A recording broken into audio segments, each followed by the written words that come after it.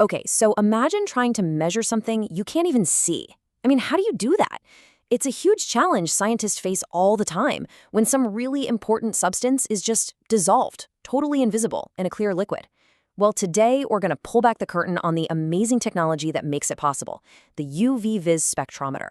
It's a device that, and this is brilliant, uses light to measure the invisible. So let's really frame the problem here. You've got a beaker of what looks like perfectly clear water, but you know there's something else in there. Maybe it's a key ingredient for a new medicine, a pollutant, or a specific protein you're studying. You can't see it, you can't weigh it, so how in the world do you figure out how much of it is in there? The answer, it turns out, is all about light. Right. The trick is to use light to see what our own eyes can't. This whole technique is built on a really fundamental idea, the way light and matter interact with each other. And thankfully for us, that relationship is super predictable and incredibly useful. And the principle here is actually pretty simple. Anytime a beam of light hits any kind of material, only three things can happen. One, it can be absorbed, like how a block t-shirt soaks up sunlight and gets hot. Two, it can be transmitted, just passing right through like light through a clean window. Or three, it can be reflected, bouncing off like from a mirror. The spectrometer is a machine that's been perfectly engineered to measure that first one, absorption. So what's the big deal with absorption? Why is that the one we care about? Well, it's because the specific way a molecule absorbs light is totally unique to that molecule. It's like its own personal fingerprint. No two different types of molecules absorb light in the exact same way. And there's a whole field of science dedicated to this called spectroscopy. It's basically the study of how light and stuff interact. We're using light as a tiny probe to go in and read the signature, that unique fingerprint of a molecule. And here's a fun little twist you might remember from art class. The color that we actually see with our eyes isn't the color that an object is absorbing, it's the exact opposite. It's whatever light is left over, the stuff that gets reflected or transmitted back to our eyes. This table shows that relationship perfectly. You can see how the colors are complementary. They're opposites.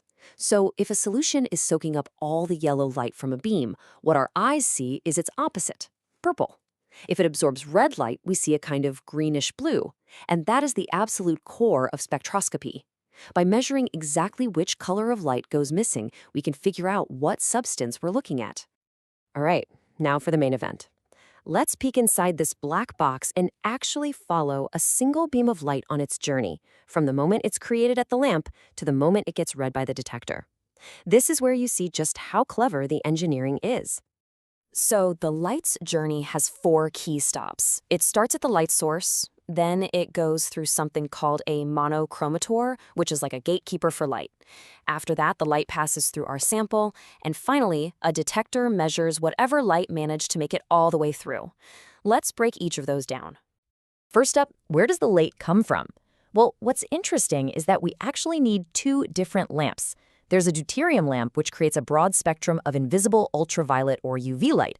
And then you've got a standard tungsten lamp. Yep, just like an old-school light bulb that provides all the colors of visible light. The machine is smart enough to just switch between them automatically to cover the whole UV visible spectrum. Okay, so after the light leaves the lamp, this mix of light hits the monochromator. And you can really think of this as the heart of the entire machine. It works like a super precise prism. It takes that white light, splits it into a full rainbow, and then, and this is the important part, it only allows one very specific wavelength, one pure color, to pass through the exit slit. This makes sure our measurement is incredibly specific to the molecule we're hunting for. Now that single pure beam of colored light passes through our sample, which sits in this tiny, clear container called a cuvette. This is it. This is the moment of truth, where the interaction happens. As the light travels through, the molecules we're trying to measure absorb some of that light's energy. And here's the key. The more molecules there are, the more light gets absorbed. It's a direct relationship. The final stop on our little journey is the detector. This is the electronic eye of the machine. After passing through our sample, the leftover light, the light that wasn't absorbed, hits this incredibly sensitive component. Its only job is to precisely measure the intensity of the light that made it through, and then turn that light into a digital signal that a computer can read and analyze. So, okay, the detector gives us a number that tells us how much light was absorbed. But how do we get from that to the number we actually want, which is the concentration? This is where a beautifully simple little law of physics comes into play. This is it. This is the Lambert-Beer law. It looks so simple, right? But this one little equation is the engine that powers all of UV-Vis spectroscopy. It's the code that lets us translate light absorption directly into the concentration of our substance. It's awesome. Let me break it down for you.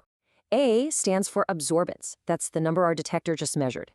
L is the path length, which is just the width of the little sample container. And that's almost always a standard 1 centimeter, so that's easy.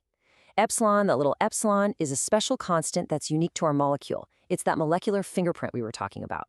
So since we measure A, and we already know epsilon and L, we can do some simple algebra to solve for the one thing left we want to find, C, the concentration. Boom. So now we get the science behind it. But why does it matter? Well, this super powerful but elegant technique isn't just stuck in some university lab. It's being used everywhere, all around us, to solve some really important real-world problems. I mean, seriously, the list goes on and on. In biochemistry, scientists use it to measure how much protein or DNA they have in a sample. In the pharmaceutical industry, it's used to guarantee that every single pill has the exact right dose of medicine. Environmental scientists use it to find tiny, trace amounts of pollutants in our drinking water. Forensic teams can use it to analyze evidence from a crime scene. But my absolute favorite example is one you might literally have in your house right now. Have you ever wondered how laundry detergents make your clothes look whiter than white? It's not just cleaning. They contain these clever compounds called optical brighteners. What these molecules do is absorb invisible UV light from the sun, and then they spit it back out as visible blue light. That extra blue light cancels out any natural yellowing in the fabric, which tricks our eyes into seeing a super brilliant, crisp white. That's spectroscopy, right there in your laundry room. So there you have it. That's how we use light to measure the invisible. From figuring out the dose of a new drug to making our t-shirts look brighter, the principles of spectroscopy give us this incredible window into the molecular world all around us. Which really makes you wonder, doesn't it? What other invisible worlds are out there just waiting for us to shine a light on them?